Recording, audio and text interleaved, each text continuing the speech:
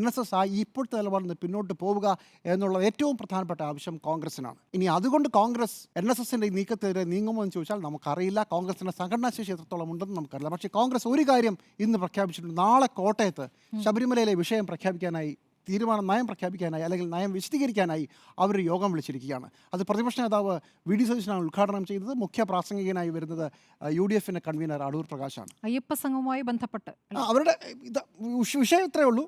ശബരിമലയിലെ സ്ത്രീ പ്രവേശത്തിൽ ആരാണ് ക്ലാരിറ്റി ചോദിച്ചതാരാണ്? അഭിമുഖത്തിൽ നിലപാടില്ല എന്ന് പറഞ്ഞിരുന്നു. ആർക്ക് ക്ലാരിറ്റി ചോദിച്ചിരിക്കുന്നത് സുകുമാരൻ നായരാണ്. ആ ക്ലാരിറ്റി കൊടുക്കാനാണ് നാളത്തെ പരിപാടി. എന്ന് മാത്രമല്ല സുകുമാരൻ നായർക്ക് ഒരു മറുപടി കൂടിയാണ്. അപ്പോൾ NSSുമായി ഈ കാര്യത്തിൽ ഒരു മസിൽ പിടുത്തത്തിന് ഒരു ചെറിയ യുദ്ധത്തിന് എന്തായാലും കോൺഗ്രസ് ഇറങ്ങുകയാണ്. വേറെ വഴിയൊന്നുമില്ല. ഇപ്പോൾ BJP ഇന്നലെയൊക്കെ ഈ കാര്യത്തിൽ എടുത്ത വളരെ ലാഘവത്തോടുള്ള നിലപാട് ശ്രദ്ധിച്ചോ? ഏതെങ്കിലും BJP നേതാക്കൾ വളരെ സജീവമായി ഈ കാര്യത്തിൽ ഒരു പാനിക് മോഡിൽ സംസാരിച്ചോ?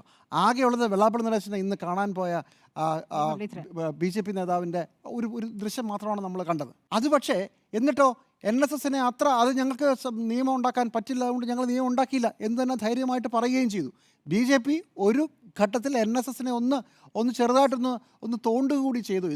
ഇന്ന് ആലപ്പുഴയിൽ പോയി സംസാരിച്ചു എന്നതിനൊന്നും അപ്പുറം ഈ കാര്യങ്ങളിലൊക്കെ വളരെ സന്തോഷത്തോടെ മനസ്സിൽ ചിരിക്കുന്ന ഒരു പാർട്ടിയാണ് BJP. BJP ആണ് ഇതിനകത്തെ യഥാർത്ഥ കിങ് മേക്കറായി നിൽക്കാൻ പോകുന്നത്.